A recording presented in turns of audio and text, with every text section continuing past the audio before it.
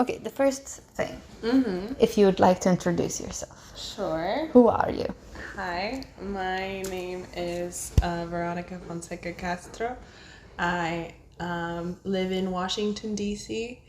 I was born and raised in the outskirts of Mexico City, and I recently graduated from the University of North Carolina at Chapel Hill with a double major in political science and global studies in the honors program, I have to say. And I currently work for the United Nations Foundation's project, FB 2030, as an advocacy and communications coordinator. Wow.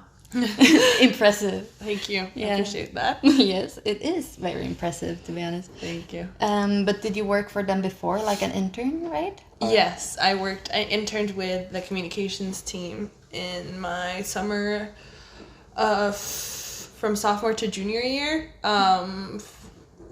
Throughout the summer, I guess May, June, July, and a little bit of August, I was their intern. And did you do the same thing then as you do now, or did the job description change? Similarly, because I work in the communications team the same way I used to work with the communications team.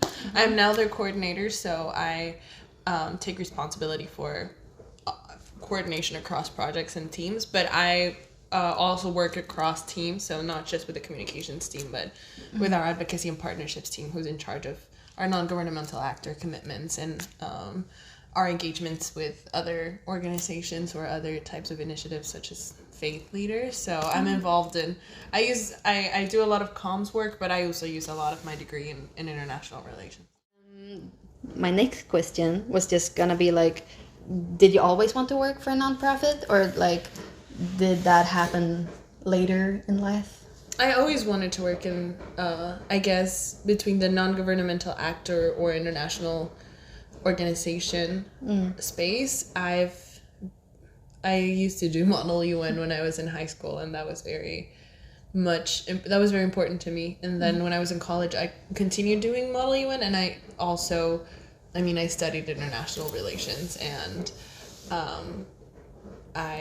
my focus was in precisely that, diplomacy and relationships between organizations and governments. So I knew I always wanted to be in this space. It was very hard because I guess it's a very niche space, and it's a competitive field as well. So I'm very thankful that I got this opportunity. It really is what I had been wanting to do for a really long time. Yeah, but how did you get to, like, what steps did you take to like achieve what you wanted, I guess? Like you said you interned. Was that the first step, or?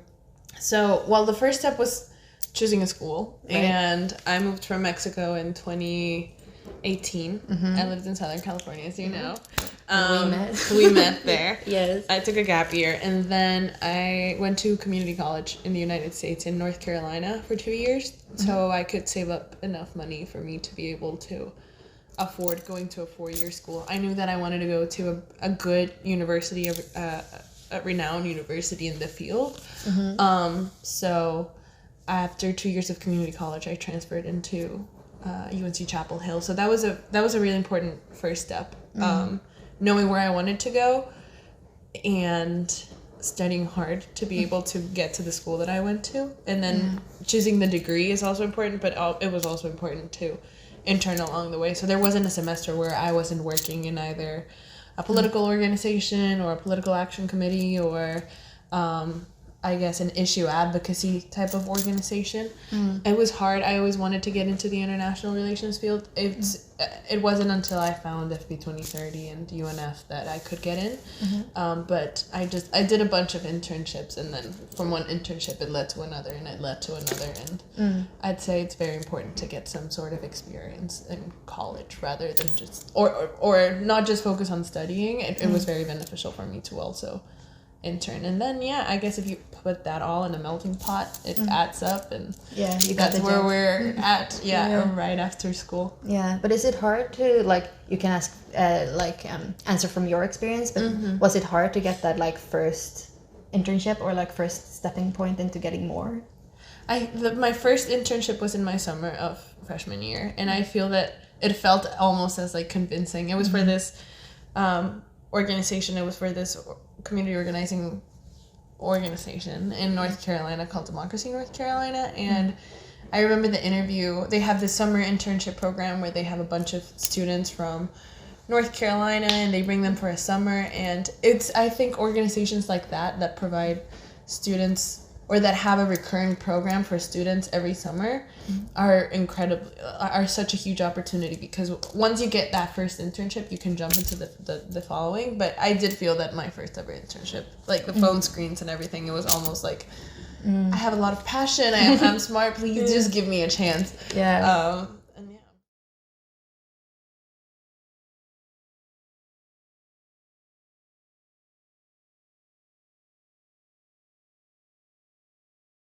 I guess my everyday work is I do a lot of scheduling, a lot of with our partners. Our partnership FP 2030 has hubs around has all over the world. One in Southern Africa, one in Asia and the Pacific, another in Northwest and Central Africa, and our Latin America one that opened at the beginning of the year. So it's a lot of also coordination across teams and across projects between what we're doing, whether we're doing webinars, in-person events or not, and if we're translating documents. So a lot of that falls on me, and it's a lot of what I do every single week. Yeah, so it's a lot of like collaborative work, you would say. Yeah, very collaborative. Is it like more collaborative, like international with like other organizations and like stuff like that, or is it more like, or both, like collaborative inside the UN Foundation? It's collaborative across our other hubs. Our initiative works with governments. They make commitments to us to advance family planning initiatives, but also we work across non-governmental actors from all over the world. They can be small organizations, or they can be really big types of alliances, sort of.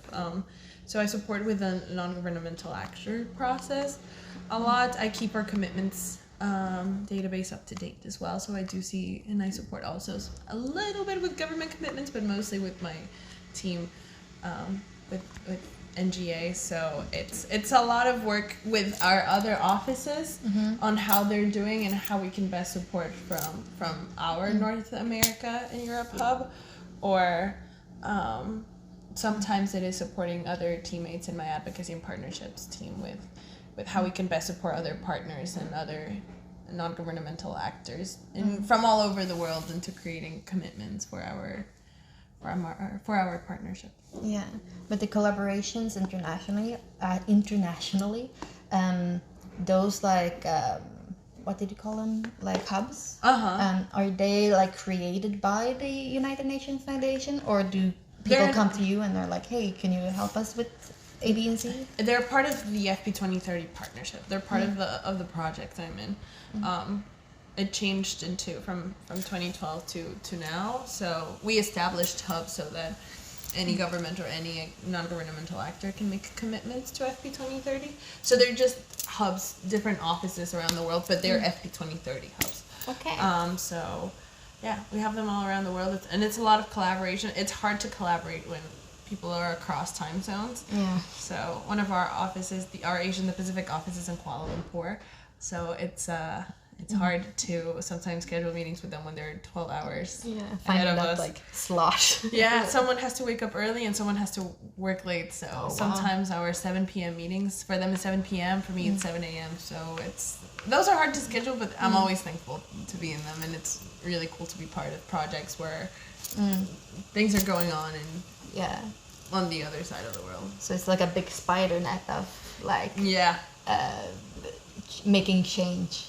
Yeah, exactly. Yeah, but like this is like, I guess it's more of like a philosophical question, but like, would you say that it takes a lot of people in collaborations to create change, or could like one person create change? I think both. I think that it definitely takes, I think ideas spark out of one person, and other people may have similar or the same idea, and it isn't until collaboration that ideas take into fruition. I think that us little by little can make change, but then also our small actions either inspire others or show others, hey, the idea that I had in my head isn't as crazy. Other people have it as well, so why can I not join you? And I feel that our partnership, at least at FP 2030, is very much an example of that. We've been working since, I'm sure it's the London Summit of Family Planning in 2012. I'm not sure, don't quote me on it, but I know that it's around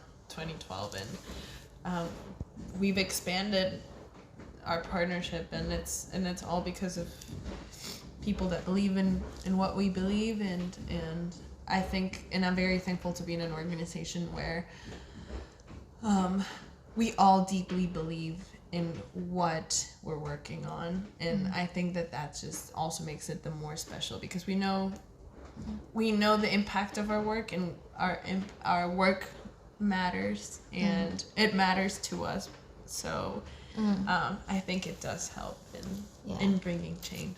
Yeah, it's always great to have like someone that shares your belief and hopes and dreams and stuff. Yeah. And also to create change. But the final question, where do you see yourself in the future? You still gonna work, or you wanna be like working for an NGO and stuff like that? Yeah, I guess I'll see where if there's something I've learned is that things change and circumstances change, and there's only so much you can plan for. I think it's important to set like your foundationals. What do I want, and what do I want to do? Or at least what do I want to do with my life? But then still be flexible on the where or the how you'll get there. So I don't know, I've dabbled with the idea of a master's degree in international relations. We'll see. I love my job right now. I love FP 2030. I see myself with them hopefully for a really long time. But I've always also been a fan of the United Nations structure, so it would be really cool to also work within a UN arm. But we'll see. I guess the world will see. It would be the opportunity of a lifetime to work for other big international organizations, for humanitarian organizations. But definitely what I know for sure is the international relations, international development field is something I don't want to step away from. Yeah. Hopefully making, or I love the fact that I think also something very important is I like that my job has an impact. I love that it is supporting gender equity and access for women to have a say on their own bodies and when and if they want to have children, and it helps them get in school, and it's so the fact that that's part of my job. I think it's such an incredible opportunity. So I feel that if I can get that same sense throughout my professional career, that would be fantastic. Yeah, and I mean, working with what you're doing and stuff like that, you're on the right path, I would say. Thank you. I believe that. Yeah, yes. And the future is undecided, so that's the exciting part. Exactly. Yeah. But that was the interview. Thank you. I don't know how to end this, so I'll end it like that.